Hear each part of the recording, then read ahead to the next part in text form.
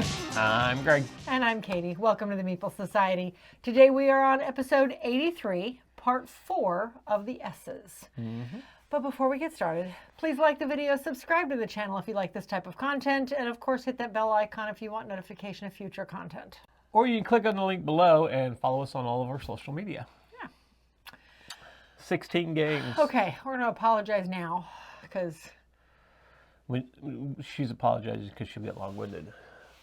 16 games to go through. Hard not to. 16 games to go through, so we're going to go pretty quick, hopefully. I'm going to hopefully go quick.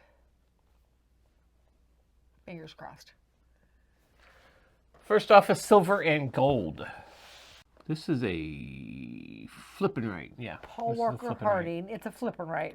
Yes. Paul Walker Harding. Phil Walker Harding. Okay, so this is a flippin' right. Everything is dry erase, which I think is pretty cool. It's a polyomino type flippin' right. Everybody has, if I can find the cards, there we go. Everybody has a couple of islands. There's islands out to pick when you fill your island, but ultimately you are trying to fill your islands with the shapes off of cards. There are a number of cards. Here we go. Sitting in the middle of the table. Did we get rid of the markers out of this? Apparently so. Apparently the markers were no good anymore. So there are a number of cards sitting in the middle of the table, or I'm sorry, let me rephrase that. There's a stack of cards in the middle of the table. You flip over one. Everybody has to draw this shape on one of the islands in front of them. You're allowed to have 2 at a time. There are different symbols on each island, X's and palm trees and gold. When you mark over those, or you essentially put a shape over those, you do something special on your scorecard. You play so many rounds, and then the game is over. Score up the points. Score up the points, and that's it. There is set collecting based on the different colors of the islands. Yeah, I really like this one. I always have. It's just so simple. I feel like I'm missing some cards here. I am. They're right there. Okay. Yeah, this is one of my favorite flippin' rights. It's so simple. Everything is dry erase, which is nice, although, like I said, our markers have died. I'm going to have to get new markers for it. But that is silver and gold. It's going to stick around. Okay. Nice, small little game. We'll still stay with silver. This is Silver Amulet. This is the first one of that series. It is. It's actually the only one we own. Yes, and we picked this. We've always said we were going to buy a bunch of them because they were just small card games. But after we opened this one up, I get why they did it this way. So you can put multiples in a box. But gosh, that's a waste of space. My understanding is each of them plays slightly different. Yep. This one here,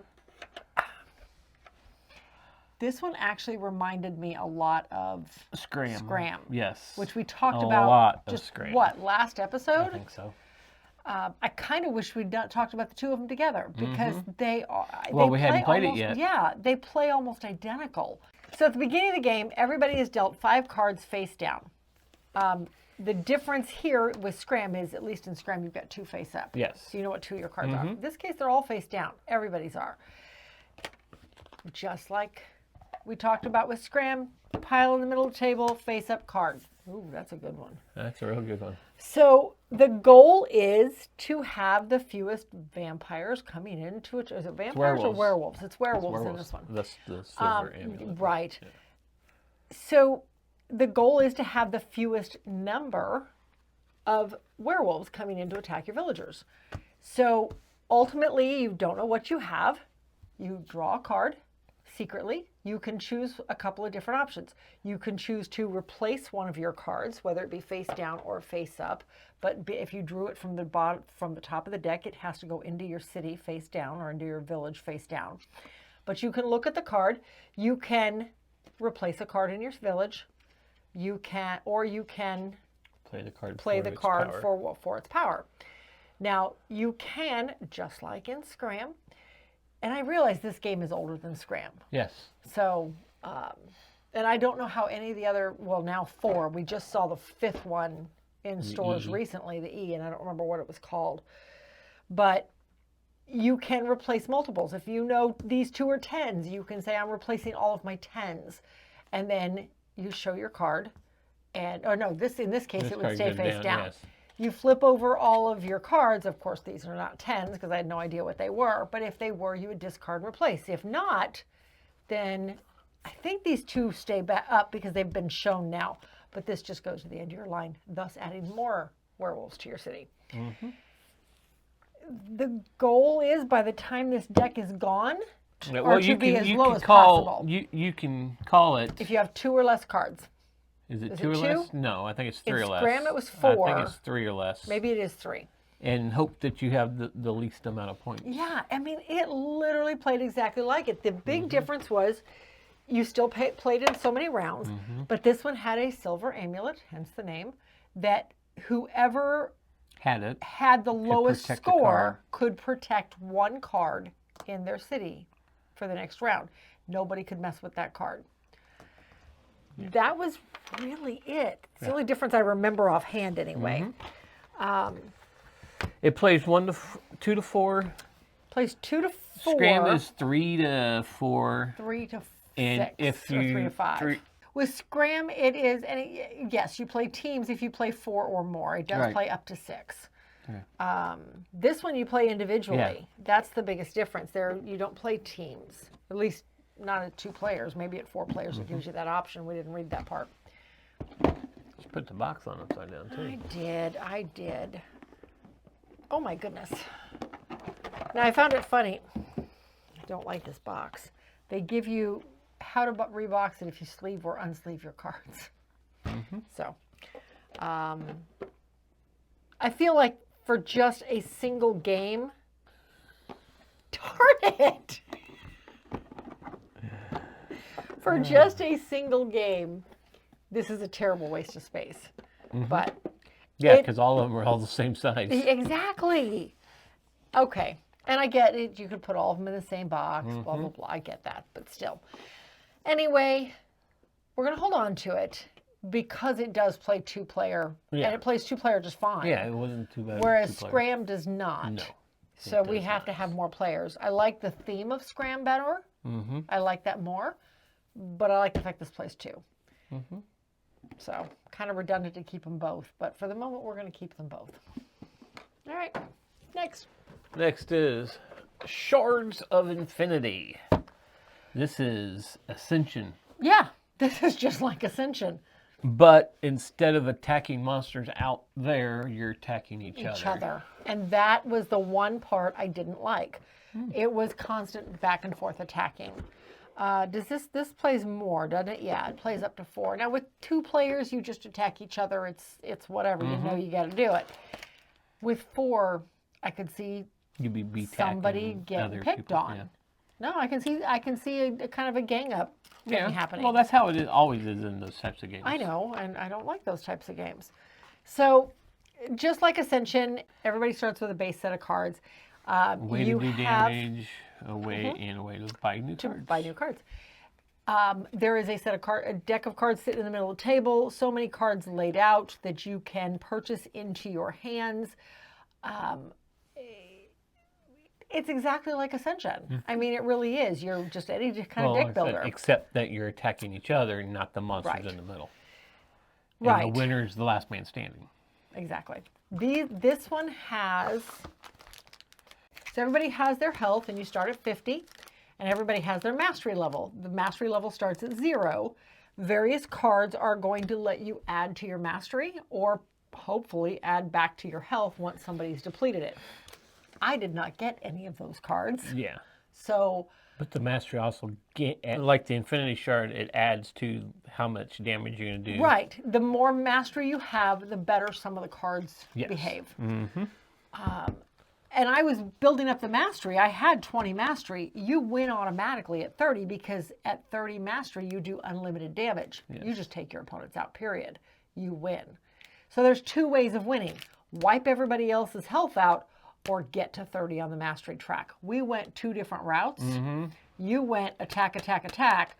I went build my mastery because I couldn't get the attack cards because you kept taking them all. I kept taking attack cards and I kept taking health cards that when I do things, I get so much health back. Yes. I don't think I got any lower than 35. No, because every time I would get you to 35, you'd heal yourself. Yeah, I'd have a card come back up and like, take 7 points back. Yes. Yeah. We never discussed what to do with this one. I'm indifferent because of the attacking. Mm-hmm. But we never really discussed what to do, what we're doing with this one, whether we're keeping it in our collection, moving it, or just getting rid of it. It does play like so many other deck builders. Mm-hmm. So. I like it. So. Okay, that's fine. Then we'll hold on to it, Mm-hmm. and we'll go from there. Anyway. And I won't play it no more. Because you won't play it. Well, luckily we have lots of friends who will play it with you. Okay. Anyway, Shards of Infinity. It will stick around. Okay. Next we have Shufflin Feet. Okay, so this was almost a, I don't want to say a game of war, but it was very close to a game of war. Pretty much. The worst part of this game, the hardest part of this game, Shuffling the feet. was shuffling the stupid feet. These are the cards, and there's 2 decks of them. 2 decks of them. And they don't shuffle very well. Even doing this way, they just don't shuffle very well. At the beginning of the game, it plays up to 6 players. You distribute the red chips evenly amongst all players with anything extra just going into the middle of the table. And then, we probably have, yep, I actually have the exact amount. So, oh God, we're going to play a hand? Sure. Everybody starts the game with 2 cards. Deck of cards in the middle. You look at your 2 cards. Oh, yep, you're right. Whoever's the start player rolls the dice. This is how many pieces need to be put in the middle. 3, 2, a single one. Slide. Slide means you slide your card. You choose your card before you roll. That's right. You have to choose your card before you roll. Mm-hmm. You roll the die. If you roll a slide, everybody slides their card to the right or to the left, one of the 2. I don't remember which. Or there's trade, where whoever the first player is can look at somebody else's card, take a quick peek at it, and decide to trade with them. Or not, but only one person. So you roll the dice. So say I rolled trade. In that case, I don't remember how many pieces you put in the middle then in the case of a trade. Is it always just one? I don't remember. I've blocked this game out. It kind of tells you what we're doing here, doesn't it? Mm-hmm. I don't remember. Slide. Yeah, I see the Roller slide. picks left or right. Next Chips, player all rolls. players Next plays- player rolls. Oh, So it'd be a next 2. player rolls. Okay, so then we would put 2 in, and then everybody reveals their card. And you took my Whoever the card. winner is takes all the chips in the middle. Person with the most chips at the end. No, Well, you keep doing that till so one one player person has has all chips. the chips. That's right. In a multiplayer game, this will go all night Yes, it could. because it is literally just a game of war. With some extras in here, I mean, there's shuffle And cards. that is why they don't put a time limit on this game. Yeah. There's shuffle cards in here that all do something different. Like this one says, take 1 chip from 2 players, then all play another number card if they hold one. After the round is over, everybody draws back up to 2, and then you choose your next card. I could see what it was trying to do, but it really was not. We didn't enjoy it much. Granted, we only played at 2, not 6, but even at 2, it just wasn't that great. So we're going to let this one go. I just feel like we've got card games that do something so much better than a glorified game of war. Choose your card war at that. You're getting real bad at this. Well, the bad thing is look at how the insert is. Doesn't it make sense that it would be that way? No. I need to just switch the insert out. And I even remember thinking that when I put the game away originally a couple days ago. Anyway, it's leaving the collection. All right. All right. Next we have Sheriffs of Nottingham. Not plural, sheriff of Nottingham. Sheriff of Nottingham. Did I say sheriffs? Yes, you always do. Anyway. Well, we're all sheriffs at least once. Well, this is true. This is a good point. All right, so this one sat in our collection for a really long time. Yes, and to the point where I didn't even realize you took it out. We collectively decided to move this over to the travel collection a while back because it plays 3+ players. And at that point in time, we never played anything 3+ players. So with Sheriff of Nottingham, there are decks of cards out in the middle of the table. You've got 2 stacks of cards and then a discard pile, if I remember correctly. Or no, 1 stack and then 2 discard piles. That's what it is. Everybody takes a sheriff card, and all this really does is tell you your turn order for 1, but it gives you a place to store your cards if you can sneak them by the sheriff. And this tells you how much the points are for based on having majority in the card values. So in each stack of these cards, there's all different kinds of cards in these. You've got product cards, bread and apples and more apples and chickens and more apples and more chickens and cheese. And all of these are worth something different. All of them are in green backs, you notice. Then you have your red ones. These are contraband. The sheriff won't let you take these through if he catches you.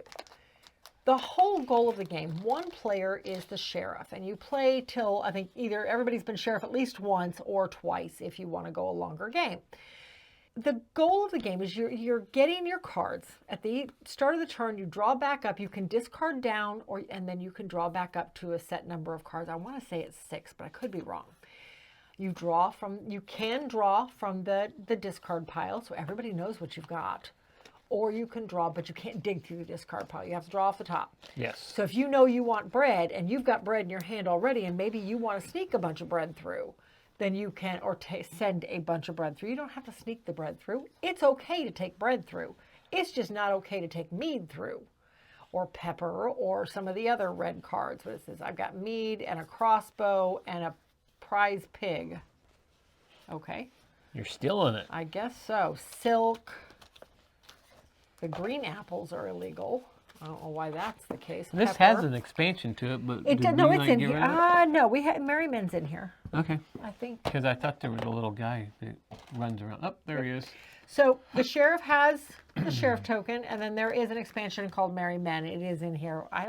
Ken don't even remember how Merry Men works, honestly. Oh, there's the sheriff token. So anyway, so you've got your 5 or 6 cards. You are choosing from your hand what you want to put into your pouch. So say I'm going to try and sneak through a whole bunch of apples. So I pull all the apples out of my hand. Oh my goodness, I managed to collect 5 apples. So I've got 5 apples in my hand. Too bad one of them's red. But you know what? I'm going to try and sneak it by the sheriff anyway. So I take my 5 apples. I make sure to hide them that way. I put them in my bag. And then when everybody's got their stuff hidden, the sheriff starts his rounds. And he goes to the first player. What have you got? And you have to tell him what you've got. Don't hesitate, because then he's going to think you're lying. So at that point, the sheriff has to decide if he believes you. And he calls you on it. And he inspects your bag. If he's wrong, he gives you money. If he's right, he confiscates all of the illegal cards in your bag. But if you can get it through, then you get to claim these, and these are worth extra points at the end of the game. However, whoever's the sheriff next, probably less likely to believe you. So, I mean, it's an interesting game. I'll be honest, it's not my favorite game. I don't like bluffing games. I'm no good at bluffing games. I end up never sending contraband through because I'm so bad at them. Okay, the last game I did, and I still lost because I got checked every single time. So after the first one, because I know you got some through. I feel like this one has the potential to be a lot of fun. It is. It is a lot of fun. It's not my favorite, but with the right people, it could be a lot of fun. It is in the travel collection. We're going to leave it there because it is a very popular game. Now, there is a second edition out.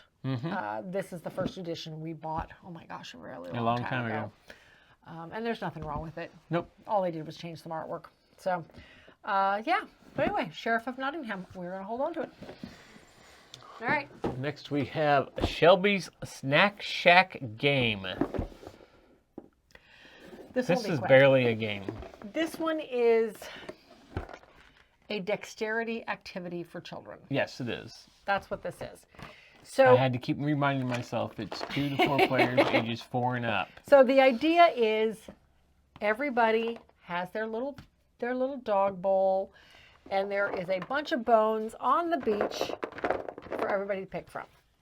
So there is a spinner, and you spin this one first. This one tells you what happens if you land on a bone. You spin this one, and that tells you how many bones you have to use Shelby to pick up out of the box, like so, and dump into your food bowl. Come on, there we go. Oops, I missed. If you land on any of the others, then something else happens. I know, like the pigeon steals so many out of your bowl. Yep. I don't remember what the 2 Shelby symbols did. Shelby stole some from you, too. Hungry Pug, spin the blue spinner, use the Shelby squeezer to steal that many bones from another player. Yep. So you could steal. I don't like kids' games that teach you stealing, but okay. And then the Busy Pug, you're busy chewing on a tasty flip-flop. So you don't get past anything. the squeezer. So you don't get to pick anything that round. We're going to let this one go. I feel like, as I said, it's a dexterity activity for children. It's not really a game. Yes, it teaches counting. I get that, but it's a little young for what we're looking for. So Shelby's Snack Shack game is going to leave the collection. All All right. So we got Shark Mania. This was barely a game, too. Okay.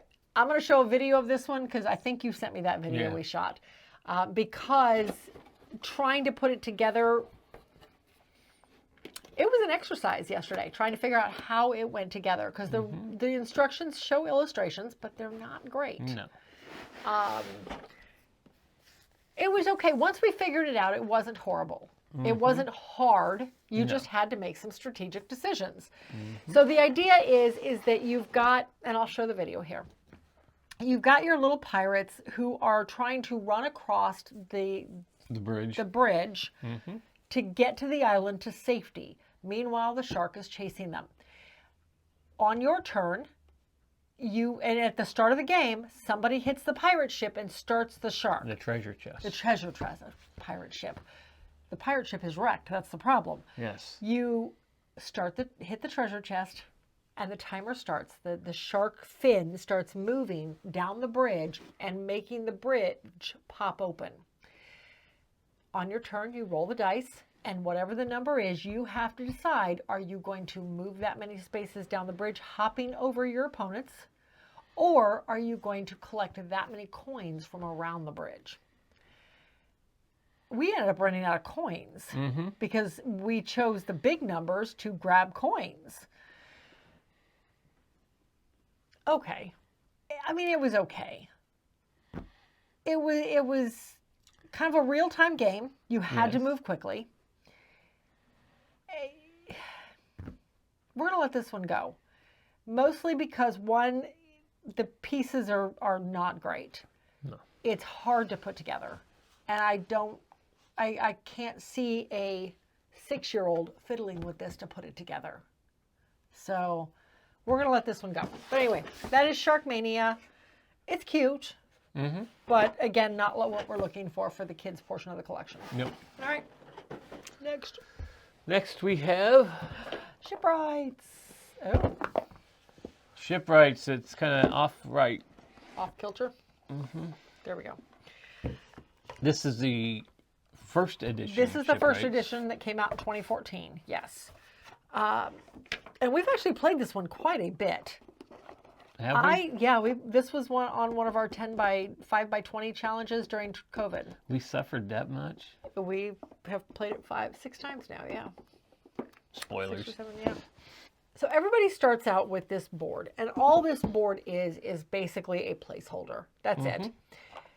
Everybody starts out with so many cards in their hand, and it's a closed draft, basically. Your 7 Wonders draft type of thing. You're drafting, you're passing, you're taking a card, you're passing the whole stack on, etc., till you end up with 6 cards.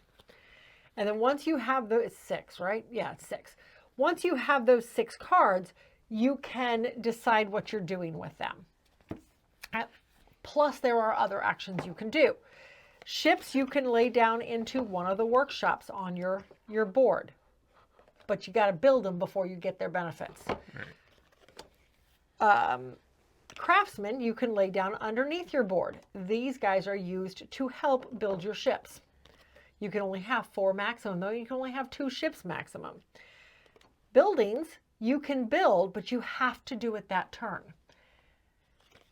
I can't even use this ship because I don't have any room. So if you can't use a card, you have to discard it. You don't carry anything over. Everybody gets a little gold ship that tracks how much gold you have that you can use. You have villagers that can go out and do other actions, some of which may be to refresh the market. The market, which I have to admit, I like this. This was a unique way to make use of these cards. The market is the back of the deck. So to purchase from the market, you have to spend 2 workers, you spend 2 gold, and you can go purchase one of the sets of items on the back of this card. So in this case, I can get 2 iron, 1 sheep, or 1 piece of wood, 1 piece of oak. I can refresh the market by, I think it's spending a gold. And it's steel, wool, and oak. Yeah, oak, steel, wool, and oak. I thought it was iron. It might be iron. Okay, anyway. So I would refresh the market, and now this is the new market. And then I would have this to choose from. After having played it this last time, I don't remember what I thought of it the first time. It's been several years since we played it.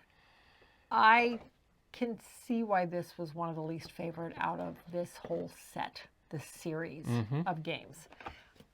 I don't think it was This one has a lot of take that in it because of some of the cards that can come out. Like every other card was take that. Yeah. I was really shocked. That was the other thing you could do. You could play the card for its action. Because the villagers is what made it take that a lot. It was like, go and play this card, and you get 2 gold. The other person, another player has to lose 2 gold. Draw 2 cards, discard 1, use the other or discard it. Okay. Yep, I'm looking for some of the other villagers. The villagers are gray. Here we go. Move 1 craftsman from an opponent's board to your own. Steal their craftsman. Receive 1 worker. Okay, that one's not bad. Receive 1 worker, same thing. So, I mean, but yeah, the big ones were steal from everybody. And then you gain some too. So. I think there was one too that puts your boat back out. Or, yeah, you could steal a boat or something like that. I believe so. Anyway, well, grab the other one. We did invest in the Redux version because we invested in the larger boxes of everything else. And this one, in order to get the larger box, you had to invest in the Redux version. They didn't make a larger box for this version. I wonder why. This one came out 10 years later. This one came out last year. This one was, I mean, honestly, the same pretense. Little more strategy to it, though. So everybody has this. This is now your player board. This board, 1, gives you worker placement spots, but 2 gives you 5 spots where you can put ships and or craftsmen you have not technically hired. There's also this board out in the middle of the table. This board holds a bunch of different decks up here. And then it gives you 3 different types of tracks that you're trying to get mastery in. That you get through building ships and through building buildings. Yes, building ships, buildings, and there was one other thing that I think did that was it. Yeah. Oh, no, did the hiring Vikings, craftsmen. Some of the... Did the craftsmen? I don't think the craftsmen had them on there, did they? It was the Jarls. The Jarls. By placing a Jarl. You got to open something. Yeah. That was what some of them were. Okay, so same types of resources on this one. The biggest difference with this one is, again, you still have a draft of 6 cards. Now with a 2-player, this one actually had a 2-player variant that made the draft a little different, actually shortened the draft a little bit because you were taking 2 cards at a time. But once you've got your hand of 6 cards, now you have a few more options. Number 1, workers are a whole heck of a lot easier to come by in this one. because you use them on worker placement spots on your board or on your buildings, and you get and they come back. Yes. They don't leave the village. Yep. So you can still build it. You can still put your ships out, and you simply place your ship out here until you have the resources and/or craftsmen, I should say, to build them. And then once your ships are done, they go up here, and now they become permanent income with this symbol here. Income or immediate stuff. Like one of the ships I built gave me 3 workers immediately. Yes. It basically brought if they had the new moon on people. it, they were income. Right. You can place a craftsman out in one of 2 ways. I can either put him here and use him for his abilities later on, but then I have to discard him once I use him. Or if I have already built a building down below my board. Now again, same thing. If you have this in your hand, you have to play it this round. If you want it, you have to be able to pay for it. If you want the building, you have to be able to pay for it that round, because otherwise it goes away. You all can't cards carry go away. cards over. Nope. So in this case, this one would cost me a worker, a sheep, and 1 gold. 2 workers. Oh, 2 workers. I can't read that upside down, apparently. So, but once I've built it, it does 2 things for me. 1, it gives me an action spot now. I can place a worker on, and that worker comes back. He never leaves the village. So, and once I place a worker down, I get a resource of my choice and 2 silver. That's a really good one. I had that one. Yeah, but he doesn't give you any victory points at the end of the game. No, it did not. Nonetheless. But once I've had this out, now I have a few choices with it. I can put villagers under it. I can pay a gold to tuck a villager under it. And that increases this worker spot. So every time I place a worker here, I still get this, but I can also discard any card out of my hand and get 3 more workers. That's pretty nice. Or I can place a craftsman under it. And now this craftsman is permanently in my village. He's not just passing through. So I can use his abilities on every ship I build if I want to, as long as that ship requires those abilities. Or the last option, of course I don't have one of those, The Jarls. is the Jarl. The Jarl, again, I could tuck under my board, and this is the only thing you can do with these, is tuck it under your board. And that's instant. This is instant. You get to move up the tracks indicated on the bottom, and then it's victory points at the end of the game if he's still tucked. I can always untuck him if I want to tuck something different, but I've basically used a gold to get up on a couple tracks. That's it. Additionally, in addition to all of these different things you can do with these cards, and I love those, there is always this discard ability. On every single card, there's a discard resource. I can discard this to get a gold. I can use that gold same turn for something else. I can discard this one to get an extra worker into my village. I can discard this one to get wood.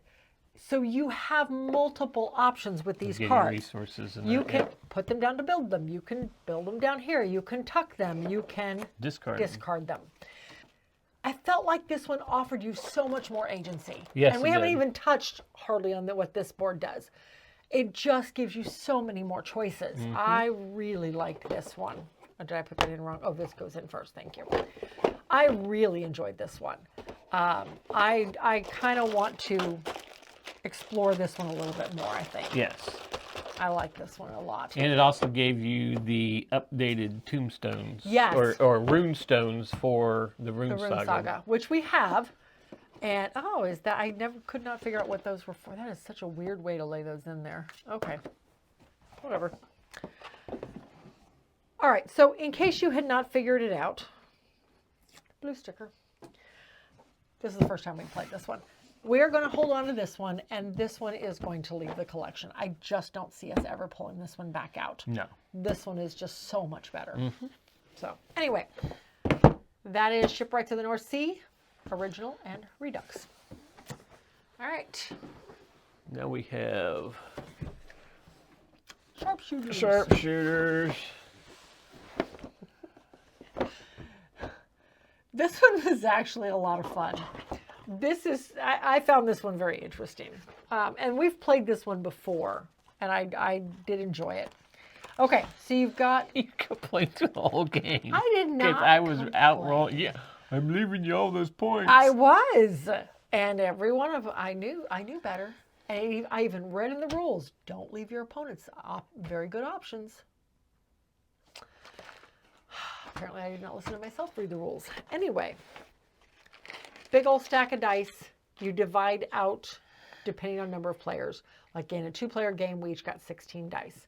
You only roll 5 at a time, but you had 16 to work with. So this is basically the rolling piece of it. This clips onto here like so, which it kept coming off, which was kind of annoying, but whatever. It clips on somehow. Anyway, it clips on right here. During your turn, you are taking your 5 dice. Ooh, those are gonna go sailing.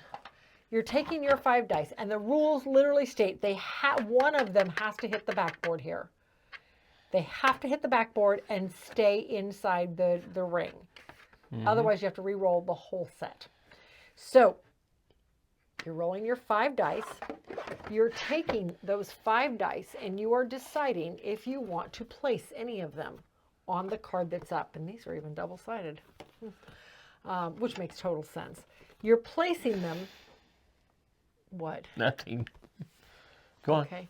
You're placing them out left to right on one of these cards. Now, here's the trick, though. Number one, some of these are negative points if you fill them in. But it might be worth it to lose 10 points if you get to roll again. Yes. And hopefully fill in something else. And there were times we both did that. So you're filling these in.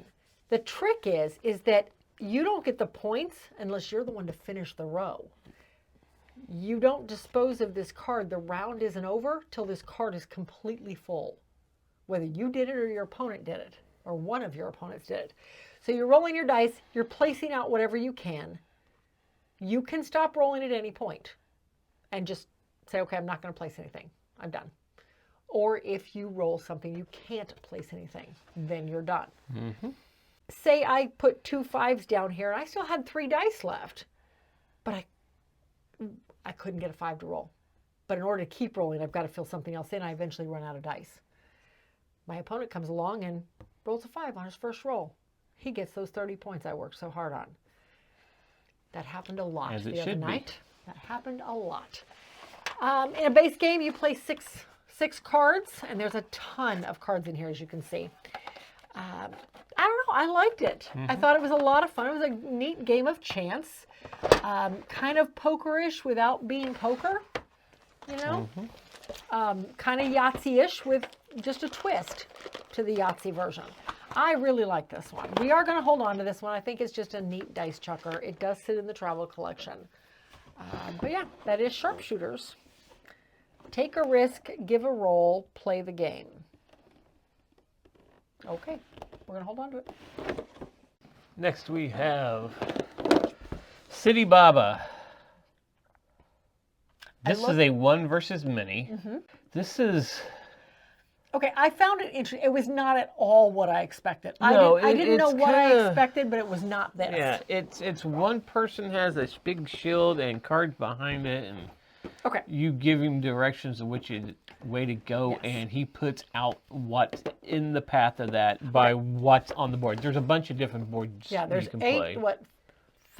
Four different boards. And this is you take one. The guy's screen. It should have something on the back end of it but I feel like this side should give him some stuff. that's what I just said. Oh, he does it? Okay, because this side, I love the artwork. I love the artwork. Yes. It's beautiful. Okay, so the basis of this, there's a whole bunch of different chips that you're getting throughout the game too, but each player takes one person. Everybody takes... There are 12 lanterns, and you split the lanterns up between all of the players. So like we played with Justin and Jackie. Justin was the Prince of Thieves, or the King of Thieves, whatever it was. And Greg, Jackie, and I each split up the lanterns. We each had 3. Yeah. Or 4. I'm sorry, we each had 4. So the King of Thieves has this behind his thing. And there's a little token that kind of tracks, okay, where do we come in at? It doesn't even say where the entrance is. I see all the exits. I don't remember how you decided where you entered. I don't know. He did this. I don't know. And he did it. I mean, he looked at the rule book. Yeah, but there's exits on here, but it doesn't show where the entrance is or where you start. I don't know. Anyway, you're starting in one specific place. Without being able to see this map. Yeah, nobody gets to see it except for him. The players are telling him, we're going to go straight, we're going to do whatever. However, based on where he's moving this icon and how he's turning this, so this job is very detail oriented. Depending on which direction we're going, it tells him what number so if card they we went see. to a 5, he would just put that out in front. So we know that from a 5, we should be able to go directly left, directly right, straight ahead, left or right. So we would have to tell him what we were doing. And there's another card. Is it in here? There's also a timer. You have to tell him before the timer's out. Because this is a lantern. As soon as that timer runs out, your lantern runs out. You have 12 lanterns. If you don't get through it before your 12th lantern burns out, you're lost in the caves forever in this dungeon. I liked what it did. It was very chaotic. I don't like totally the timer aspect of it. At the same time, some of these, every one of these showed the left-right option, but there wasn't always a left-right option. It was a little confusing, and I get that you can only have so many boards. We're going to let this one go. I feel like it was a little more chaotic than we were hoping. And the whole treasure thing is whoever's if there's if 3 cards came out and one of them was treasure chest, you lost something, right? Then that goes away, and then the first 2 people in line, because there's only 2 treasure chests left, gets to pick from that, and the person that's behind them don't get anything. Yeah, and it all depends on who's taking the lead and who's burning their I think I ended out. up with maybe 2 points at the end of the game. Something like that. We never got out. No, we ended up losing because we never got out. I found the exit like 3 times, but they didn't want to leave. But we didn't have the major treasure chest. We couldn't leave. I know. You have to find the big treasure chest. But it was a hint. It was like, it's time to go, guys. Yeah, you kept finding the exits, but we didn't have the big treasure chest yet. I was playing that game. What is it? It's not Diamant. Well, it's just Diamant's the same game though. But we have Ink and Gold. Ink and Gold. I wanted to take what I had and get out. Yeah, I think you won that game on that principle because I kept trying to go deeper. Anyway, we're gonna let this one go. Yes. It's sat in our collection in Shrink literally for 7 years now. I don't see us ever pulling it off the shelf. I thought it was fun. But I don't think I need to play it again. No. I think I'm good. And it's a 3 to 7 game. That's why it sat so long. And that's why it has sat for so long. So we're going to go ahead and let it go. Yeah. All right. Next we have what we talked on the podcast about. Shift Tac Toe. This was a surprise hit for us. It really was.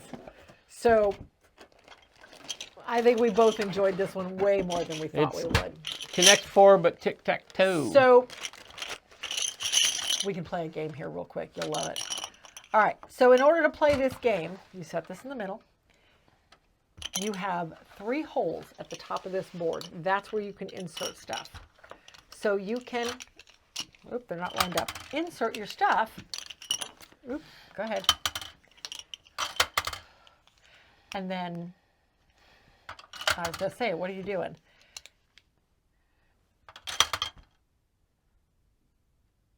I don't know if that's going to work. Hopefully I can see everything. I'm not blocking anything. So you keep playing just a standard tic-tac-toe game, Connect 4 style though. However, there comes a point where you could slide. And now that changes, oh no. I can't do that. Because see, if I go here, then he wins. But not really. Yeah, because I can't slide. Because you either insert a piece or you slide. Yes, I know. You can't do both. So let's see. Maybe we'll go here instead.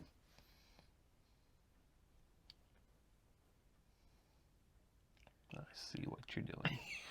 Darn it, I was hoping he wouldn't see it. Come on, I want to show them how to win.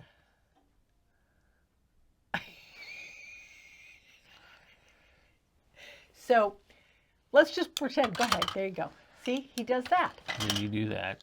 No, that was not what I was going to do, you jerk. Oh, it fell out. Oh, Darn. stop. I would do that. Yeah, I know what you're and doing. Win. That's like...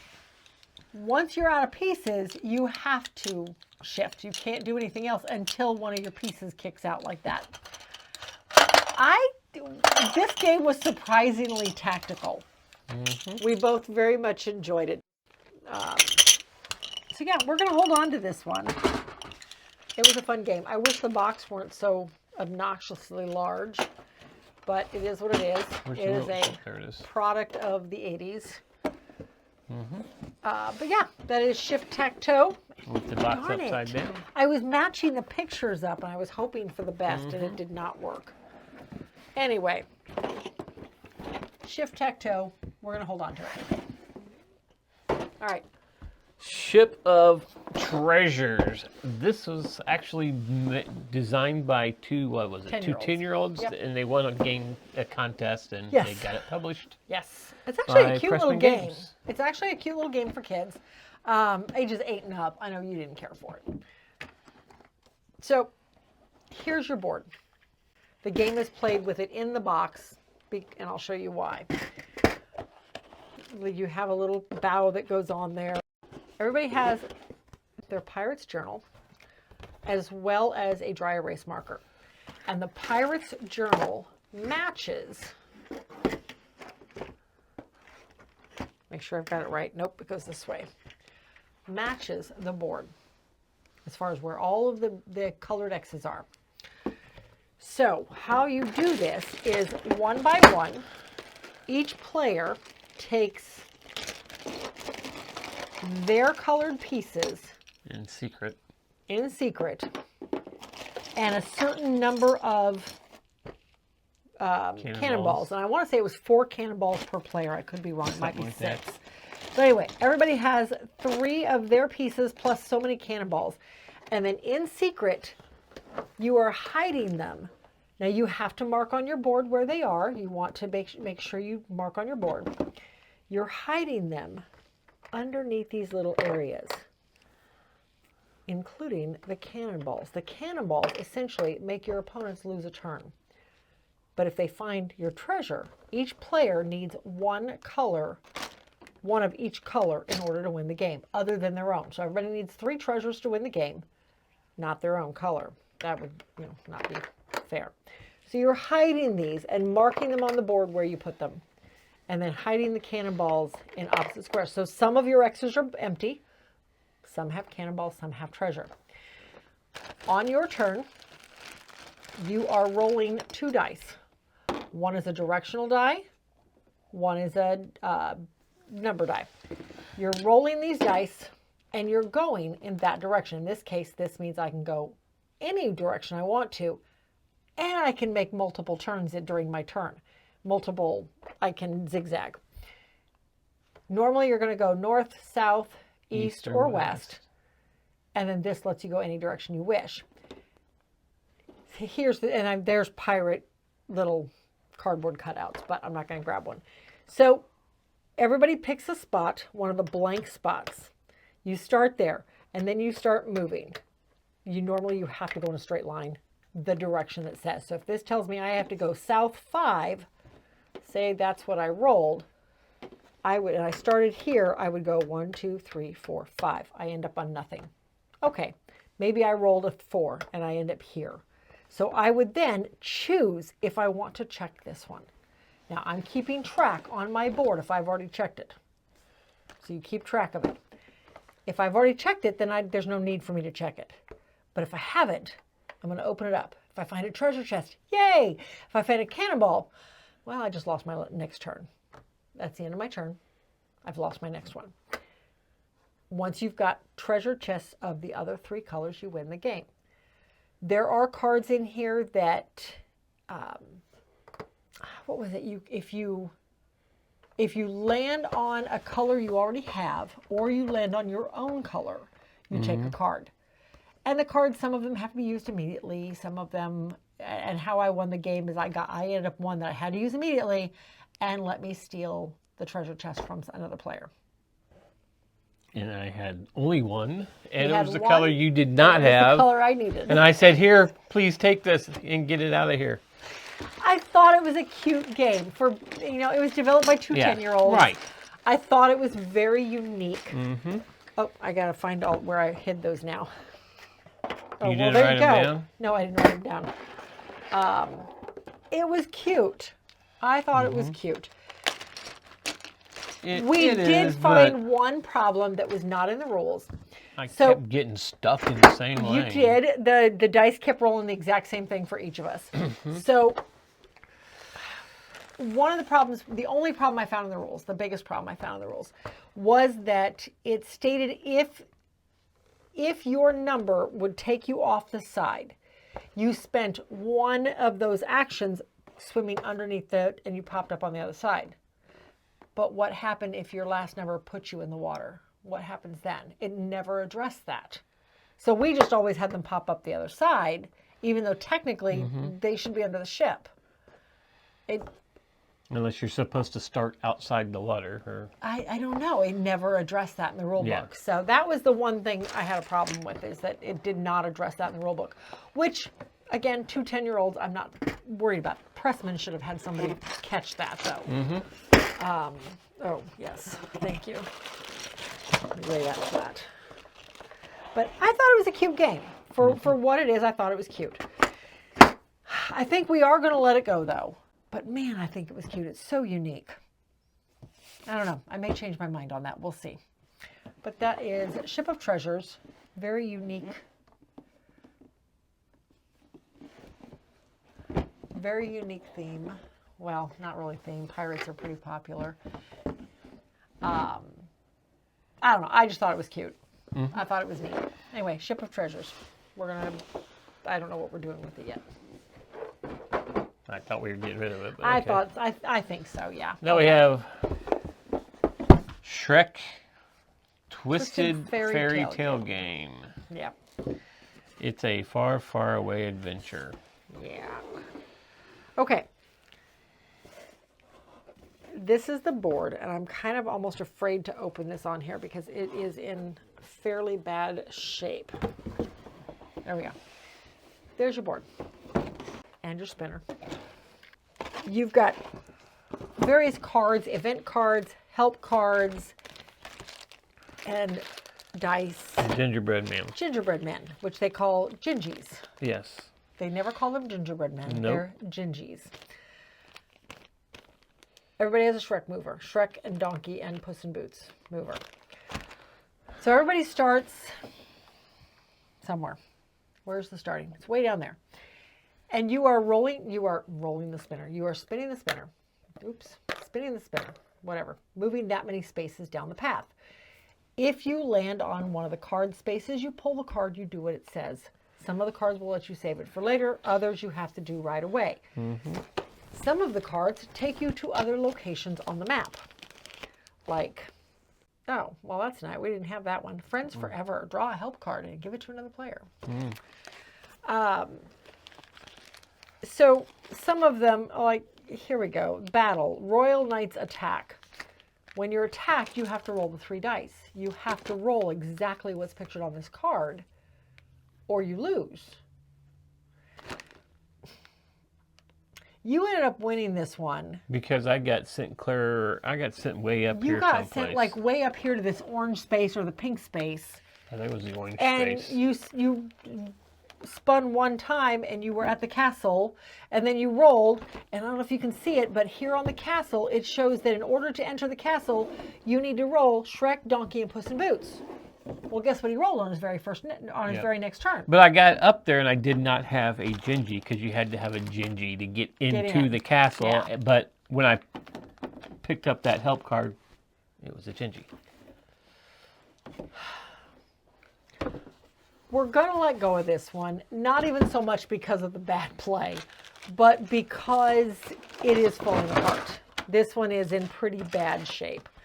And I don't know how popular Shrek is anymore. I know it was huge when it first came out, but I don't know how popular it is anymore. But the game itself has seen some serious love in the past, and I think it may be time to let it go for us. So, Shrek, a twisted fairy tale game, is going to leave the collection. All right. Next we have the Siege of Runedar. Hey, look at that. I must have put that box up.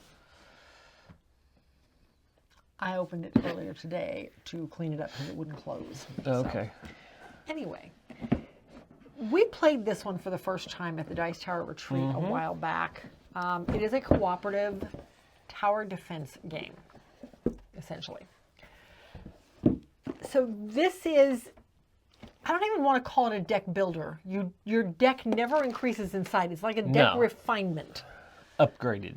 You upgrade your deck. You refine and upgrade your deck with better cards, but as you do so, you have to get rid of cards. As a team. Yes. So, in this game, I almost have to take some of these out of here just so you can see the board. It's all right, we'll put them back. It's okay. Uh-oh. How is he not in a bag? I don't know. I don't either. I don't know where his bag is at. I don't. Oh, right here. This bag got open. If it's open, that's why. Yep. Okay, well, give me the deck cards. So that's okay. I'll just take the cards. Okay, so everybody starts with these cards. Everybody has the exact same deck to start with, including 2 ogres, 2 orcs. I think they're orcs. All right, so here is the board. Notice these stone pieces up here. The goal is, in the beginning of the game, you've got a pile of gold here. You're trying to save the gold. Thank you. You're trying to save the gold from all the orcs and goblins and that are trying to attack the castle to get it. You've got other pieces of resources here that will help you build your defenses or to get better cards, essentially that. Here, there's a series of rubble. Every time you clear the rubble, you remove one of these stone blocks. No, once you clear the rubble. Well, that's what I said. When you clear the... I thought you said when you clear out one of the rubble. No. When you clear all the rubble, you remove the stone block, and then all the rubble goes back, because now you're working on the next one, and the next one, and the next one. You get all 5 cleared out, but there's and you little win the game. goblins under them, too. Yes, there are little goblins underneath this rubble that pop out when you clear the stone that you have to take care of. However, as the game is progressing, you are playing out your cards. Now, here's the trick. You've got 12 cards. You're shuffling your deck. You are drawing 2 cards unseen, and you're putting them face down under your card. Hopefully you can see that on the camera. And then you're drawing your 5. These are the cards you get to work with this turn. Crud. We have an ogre. That means one of these cards comes out, and it tells me where an ogre standee or orc or a god, whatever, they come out, and now they're going to start invading the castle. That's what this card does. Well, now I only have 4 cards left in my hand. As the game progresses, this is one of those games where everybody can kind of go at the same time. Yes. You can make decisions. Okay, I can do this and this and this. Why don't you do this first? And if you fail, then I can come in as a backup. But if you don't fail, then I can still use these cards to do something else. So you work as a team in tandem to deal with what you need to deal with during the round. Whether it be taking out the creatures that are outside the castle or that have hopped up onto the castle walls or are now inside the castle headed for the gold. Once they get the gold, they take a piece and leave. You need to stop them before that happens, because if you run out of gold, you lose the game. Right. Or if this deck runs out, you lose the game. It feels like that'll never happen. This is a thick deck, but it happens. You definitely got to work in a team and figure, oh my okay, gosh, yes. I've got a lot of rubble removal cards, so I'm going to go up here and do a lot of that. And then somebody's like, oh, well, I can shoot from a distance, so I'll get up in the tower. Somebody else will be going after resources. So they put the resources on the upgrade cards, because the upgrade cards take certain resources. Yes. So there's another piece of this board somewhere in here. Here it is. So this board is laid out with 5 cards on it. And although that can be closed down at some point, there are cards, there Yes. are things that will close down some of these spots. So there's cards out here, and there's certain resources on each of these spots as well as on the cards. Now, here's the interesting thing. Everybody can apply the resources to this. Yes. All 4 players. And then once all the resources are there, the weapon has been built. As a group, you decide who's going to take it. However, whoever takes it has to put it into their hand and take something else out of their hand. So that may make your decision as to who takes it. Maybe one player has a hand of nothing but starter cards, but everybody else has already upgraded a bunch. Well, yeah, and that's how you start specializing each player at something. It's, I need the bows. I'll take all the bows, and I'll take all the shovels to start digging out. So you have one player specialized in removing rubble. You have one player.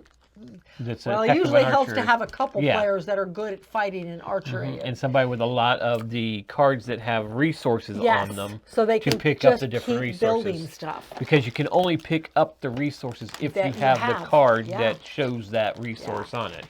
It is an incredibly good game. I had not heard of this when it got pulled off the shelf to play. Yeah, Jeff pulled this off and had Mike DeLiso come over and teach us the game. Yeah. And I was like, oh, all right, but it's cooperative, so I will definitely give it a try. This is we played this on, I think, we last played this year's on our 24 last year, I believe, yes. Oh my gosh, it's so good. Yeah, highly recommend this one if you like cooperative games or you like cooperative tower defense games. If you don't like cooperative, this is definitely not the game you want to check out.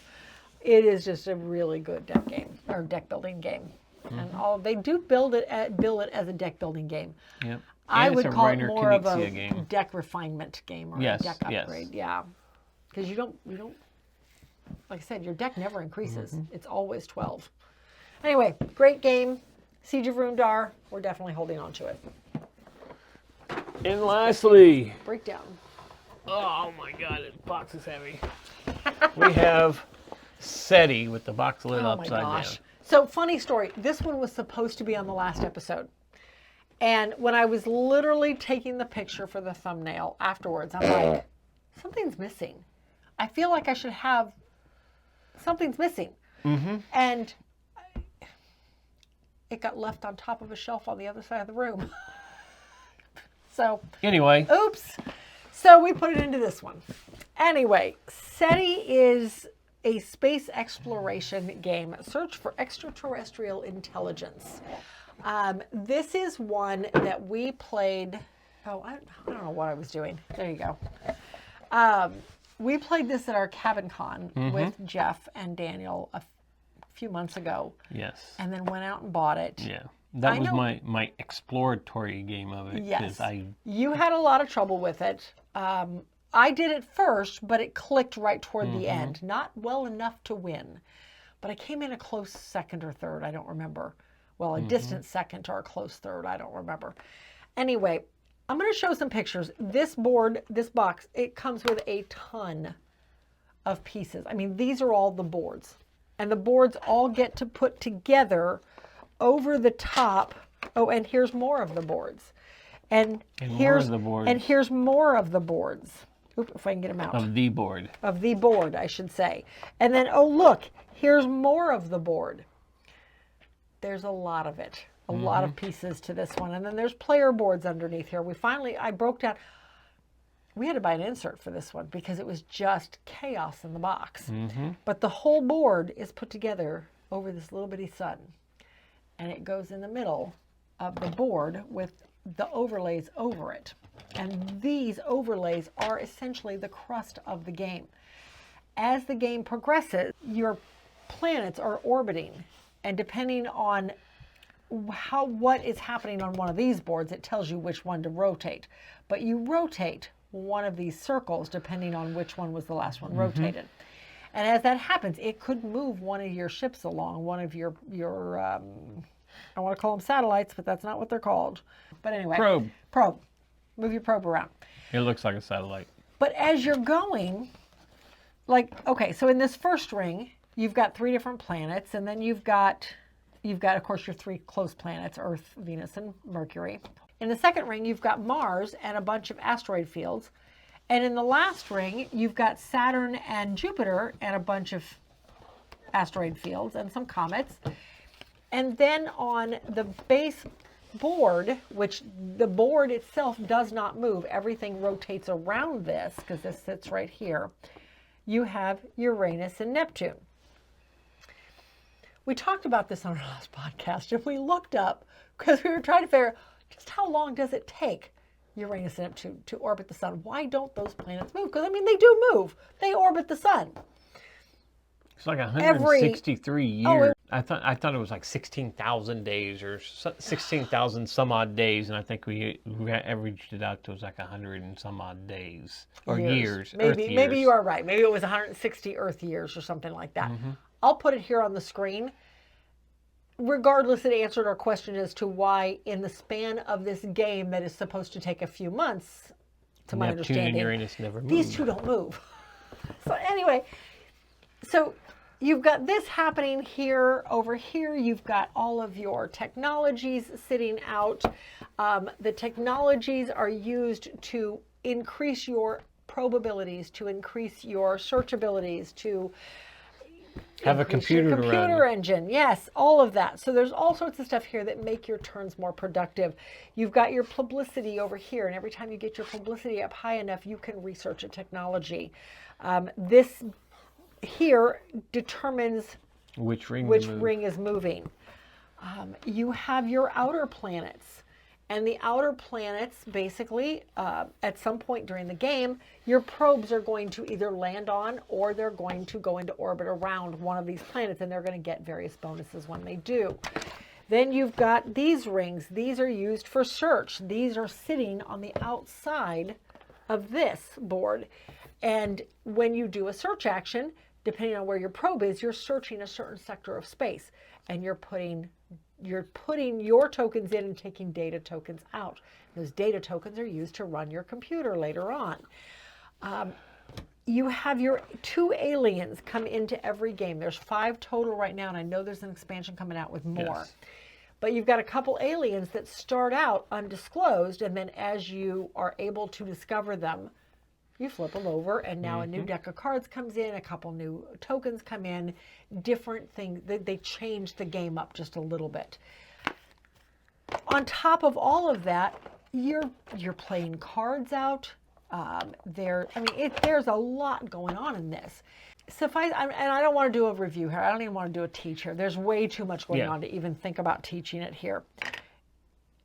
I would love to do a playthrough of this one eventually. I feel like we're going to have to play it a lot more before we can think about doing that, though.